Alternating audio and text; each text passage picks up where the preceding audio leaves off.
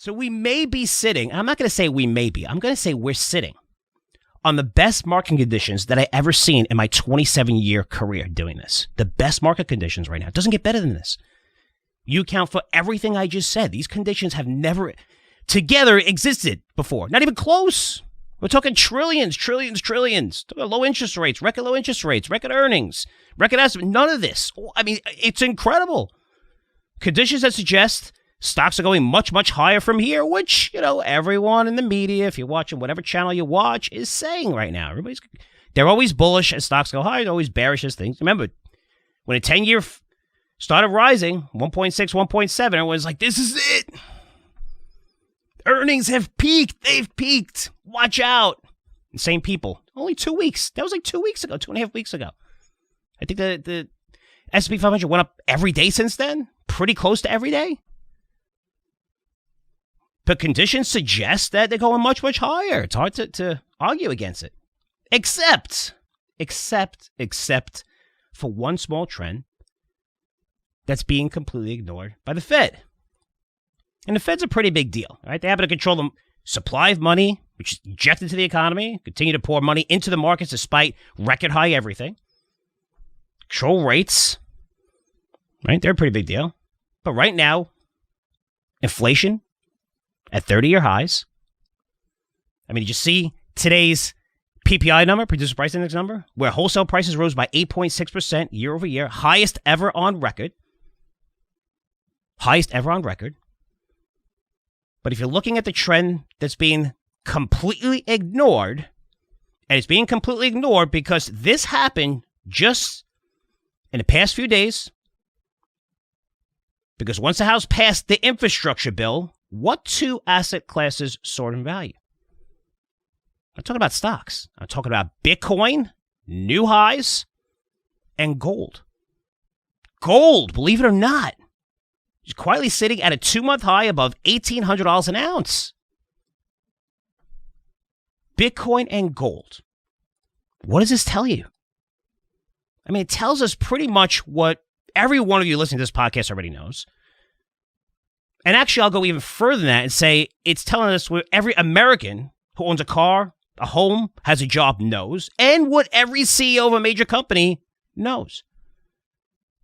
That inflation is about to spiral out of control. And I'm not talking about today. I'm not talking about what happened. But gas prices are insane. Food prices up tremendously. How every company is raising prices like crazy. I mean, according to the PPI, where they do surveys through this, 66% of companies surveyed said they're going to raise prices. Less than 1% said they're not raising prices this year. Everybody's raising prices. We all see it. So I'm not talking about the current inflationary market or environment, where, again, that PPI came out today showing 8.6% rises in prices year over year. And they're trying to sugarcoat it, saying, well, it's flat month over month. That's good. It's great. I love it. But it's the highest on record, by the way. It's the highest on record. But you try to sugarcoat, it's the highest on record. And it's something I warned you about 10 months ago when we actually published an inflation report that many of you read. But I'm not talking about that. PPI is highlighting what happened. That's September, the past, October. I'm talking about the coming inflation, which is about to explode now that the infrastructure bill has passed. Now, let's use common sense here. Okay, this is common sense. Forget about, the sell-side analysts, the economists, the Fed, everybody, all these people who are so-called brilliant. Let's just use common sense here. Because you don't have to be a genius to figure this out. Especially if you don't listen to this podcast. Because right now, we have the worst supply chain crisis in our country's history. There's total gridlock. And if we look at companies, they promised this was going to ease 6 months ago. 6 months ago. But now most are projecting it's going to last through second half 2022 and likely into 2023. Now, Joe Biden, who is suddenly a world-class economist, is predicting, and actually Joe's not predicting, but whoever wrote his speech is predicting and made him say this publicly. Okay, the president of the United States went on TV and said the $1.2 trillion infrastructure deal will solve inflation pressures since it will lower costs for working families. He actually said that.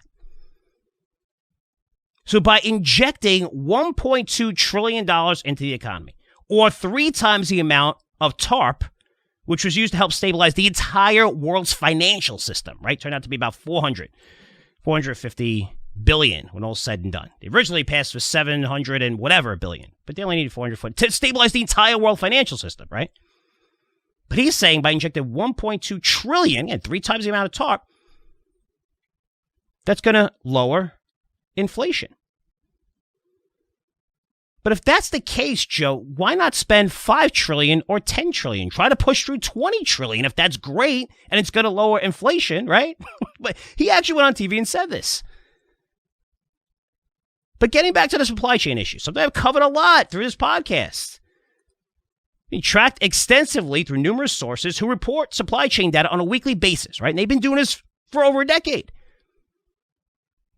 Like HIS Market, who again, and this is as of yesterday's report that came out, lowered North American light vehicle production estimates in Q4 because they track chip supplies, which shows the supply chain issues, at least for cars, which really means chips technology as well that goes into cars, it's still getting worse, not bottomed. It's still getting worse. And maybe we're close to bottom finally, but it's still getting worse. Now, here's my concern. Not just a concern, a question I would love to be answered by the Fed. So with ports still totally backed up as of last week, a huge container shortage to transport these goods, a massive truck driver shortage. Guys, just go to lots of sites. I mean, there's lots of sites that are reporting this. The industry needs over 100,000 truck drivers over the next 12 to 18 months to meet freight demand. 100,000 truck drivers. I mean, I don't even know how many truck drivers there are currently. 100,000 of them?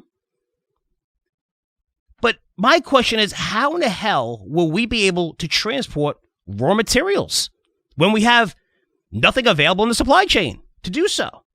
I took an iron ore, steel, aluminum, copper, oil. Yes, oil, since we have to import oil now as our current administration does not believe in energy independence. We'd rather cut oil production to save the world. We need to save the world, but we're not talking about saving the United States from climate change, right? Since climate change impacts the world, which means we need help from everyone to lower CO2 emissions. We need help from everyone, which China is doing right now because they have the Olympics in a couple of months. But after that, I mean, look what Beijing was. They're not going to do anything, and they shouldn't. So we cut oil supply to save the environment. China and the Middle East are ramping up production to meet demand, which, again, they're producing the same amount that we stopped producing, which the same amount of CO2 is being released into the air. Which then means the environment is still getting screwed, except our U.S. leaders would rather see our own people struggle and pay outrageously high gasoline prices and energy prices, while our enemies' economies get stronger and stronger and stronger. That was the one thing they had over us in history, is we needed oil. OPEC, we had to rely on other countries for energy. Without energy, forget about technology. Energy runs the world. Without energy, we're screwed. We became energy independent using technology. Now we're getting rid of that. We're getting rid of it at a time where, hey, we shouldn't drill that much. It's not a good idea. Well, how about you have something to replace those fossil fuels before we get rid of them? Wouldn't that be a good idea? This way we don't see prices surging. I mean, come on. This is going to ease up anytime soon. It's getting nuts. Getting back to our shipping problems. I mean, how do we ship plastics, chips, machinery, electrical components? You can't ship them right now. How are we going to transport this stuff? We don't have the capacity to do it right now. It won't for another 18 to 24 months at least. And forget the people working overtime trying to make ends meet who are stressed to the max and probably have migraines right now. Not a good thing since the U.S. imports 95% of its ibuprofen from China. Massive bottlenecks everywhere. The prices are about to skyrocket out of control. That's why we're seeing Bitcoin going to an all-time high. We're seeing institutions put money into Bitcoin as a store of value. They're worried about inflation. We have no idea how we're going to pay for this. They say, oh, we're going to tax this, we're going to tax that. We have no idea how we're going to pay for this. We're just throwing money, continue to print it. which is fine. They don't care. Politicians don't care. That's what they want. They make a fortune. The richest people in the world are politicians. Most powerful people in the world. And you look at gold prices. It's the reason why it broke out 2 months high. Gold of all things. Gold has been so terrible for such a long time. Breaking out now. If you look at current conditions, look, it's going to result in strong profits from companies that have pricing power. But when you see gasoline prices take another leg up, another 20-25% up over the next 6 months, when you see food prices go up another 25% over the next few months, and that cost of living for everyone is going to continue to rise more and more, but there is a limit. There's only so much consumers can take before they say, holy shit, we need to stop or change our spending habits. And you can't see that now because everything's fantastic and great. And it's not going to happen before Christmas. We have way too much money on our balance sheets. Probably won't happen through Q1 and Q2. But trust me, it's going to happen. You can't continue to raise prices and print money forever because they're actually stopping. They're not handing out free checks as much anymore. Tapering, little by little. But we can't go through this path of unlimited government spending, surging prices, and every single company aggressively raising those prices. And for some reason, which I don't know why, the so-called smartest guys in the room, the Fed, seem to have no fucking clue on what's happening in the real world. And think about it. You created a target for inflation, a 2% target in January 2019. Yeah, COVID threw a wrinkle in it, but we're back. We're fine. Earnings record high. Everything's at record highs. We're back. GDP surging. We're back. You injected tons of money into the system. So that 2% means for the Fed that if we go over 2%, we're going to strongly consider raising rates because that's our benchmark. We're going to put that out there, 2%. That's what the Fed said, right? The Fed, who we trust, this is what they said. We're over 5% now. Every asset at a record high. Companies are raising prices at a faster clip than any other time in history. Earnings surpass pre-pandemic levels. So for the Fed, why aren't you following the rules that you outlined? And think about it, where we are right now, because I know things are great. But you know what? Things were good in 2006 and the beginning of 2007. But look what happens when you're late to the party. We see all the warning signs, Bitcoin and gold and just inflation everywhere. We see it. I was warning you about this 10 months ago. Again, first time I've ever warned inflation ever because you're handing money directly to freaking people. And then when the economy opens up, boom. You have to have inflation. Just makes sense. You can see prices being raised across the board. Massive demand. We have supply chain issues. But what happens when you're late to the party? Like the Fed was in 2007. Hard to believe, but rates were over 5% back then. And what happened with the Fed? They continued raising rates through mid-2007. And this is while two Bear Stearns hedge funds holding subprime mortgages blew up. This is while New Century Financial filed for Chapter 11, the largest mortgage providers. Well, HSBC reported massive losses linked to U.S. subprime mortgages. And while BNP Paribas telling its investors, actually told their investors this, that they can't take any of their money out of several of their funds, since they cannot value the assets they own as liquidity completely evaporated. The bank actually said, you can't take X, we don't even know what the value of these things are. Imagine that. Imagine investing in something and somebody tells you that. Hey, I want my money back. We don't even know what these things are worth right now. What? Where's my money? All of this happened before the Fed announced its first rate cut in August 2017. So what's the playbook? Where am I going with this? Don't run for cover. Not yet.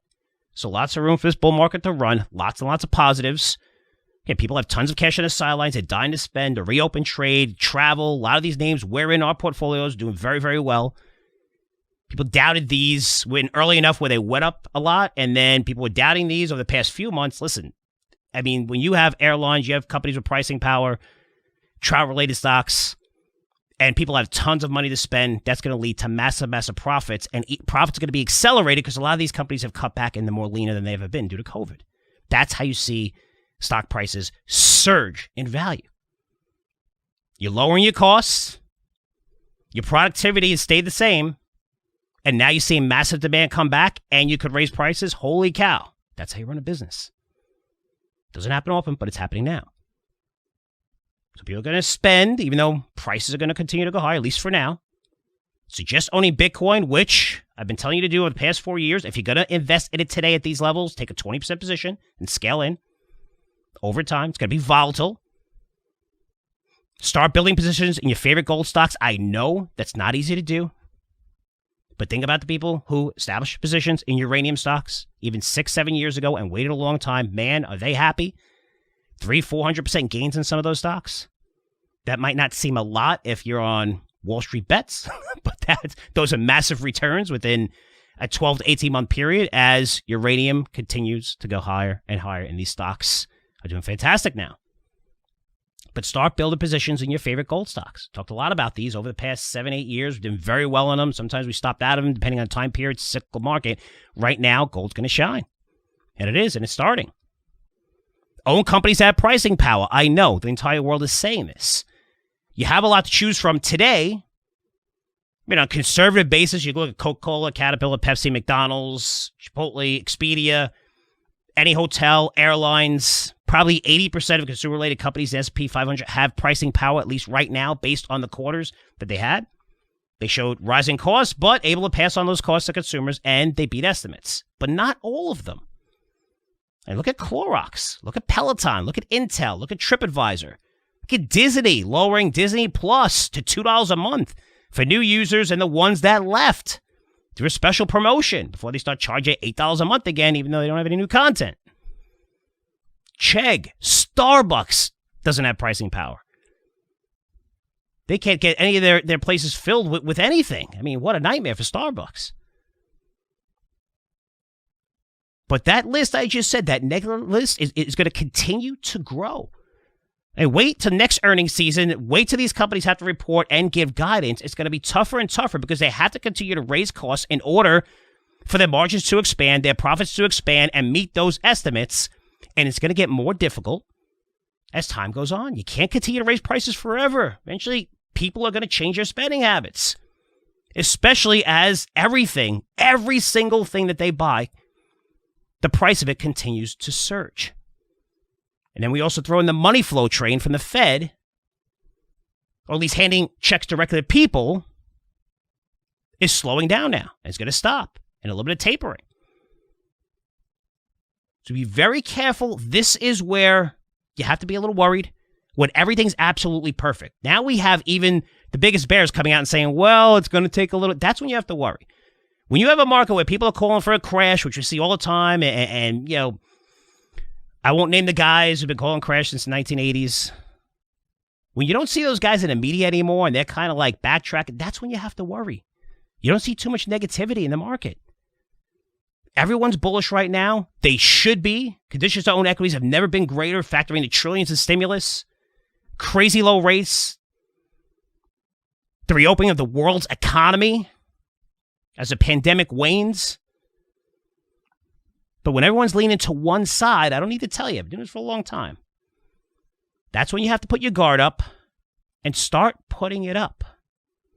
Don't be afraid to take some profits. You guys have lots of winners throughout the portfolios, throughout your own picks. You're going to throw a dart and everything. Conserve that. You want to see, crashes or market pullbacks are great for people that are prepared. If you're prepared, you're able to buy assets at a much cheaper price when everyone's selling them. And a lot of that is forced selling. Because there's so much leverage in the market. When you take it out, these guys are running for the exits. It's almost like a reverse short squeeze, what we saw with Avis. Go up to $500 because that short position went from 12% to over 20% just ahead of the quarter. They beat the numbers of 14%. It wound up going up like 150% on that day to over 500 before pulling back down. Same happens in reverse when you're taking leverage out of the market. And when that happens, that's when you want to have money on the sidelines to buy shit. That's how you make a fortune in the markets. Not when you're buying stuff at all-time highs and things are great. You get it when you're buying things that everybody hates, nobody wants, and we're going to see that time come. Not too sure when, but we cannot continue to stay on this path of rising prices, raising these prices no matter what. It's going to impact consumers. They're in great shape now. They've been handed checks, handed money. Assets are going crazy. They're all on fire. But once that ends, you're going to see a massive change in spending habits, and you're probably going to see it happen mid-first quarter into second quarter, where companies are going to be like PayPal came out today. I don't know if you saw it. They said, look, we're nervous. Their stock is getting nailed. Saying a lot of people are going directly to stores instead of online shopping now, but we see that there is a little bit of a change in consumer spending. I mean, they would know. That was weird. I haven't heard that from payment processors. I haven't heard that from Visa or MasterCard. But interesting. And they have lots of data on whatever, hundreds of millions or how many people they have. They use PayPal. So interesting commentary. You're going to see it hit lots of companies going forward. It's a small amount now. Just be prepared.